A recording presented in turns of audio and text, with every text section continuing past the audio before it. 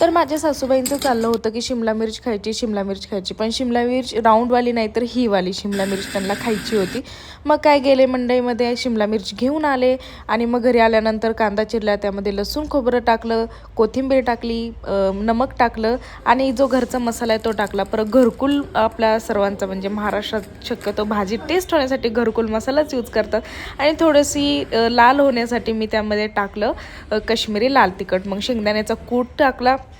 त्यानंतर सगळ्या मिरच्या भरून घेतल्या, तेल घेतलं आणि त्यामध्ये सगळ्या मिरच्या फ्राय करून घेतल्या. ते चांगल्या फ्राय झाल्यानंतर जो शिल्लक राहिलेला मसाला होता तो पण त्यामध्ये टाकला आणि तो पण चांगला मस्त असा फ्राय करून घेतला. नंतर त्यामध्ये पाणी ओतलं आणि शिजायला टाकलं. थोडंसं वरती झाकण ठेवलं आणि लो फ्लेमवरती ते शिजून घेतलं आणि मस्त अशी शिमला मिरच आपली रेडी झाली होती. खूप म्हणजे खूप टेस्टी झाली होती. खूप सोप्या पद्धतीने अशी भरलेली शिमला मिरची मी केली होती आणि आईंला, अमरला दोघांना पण खूप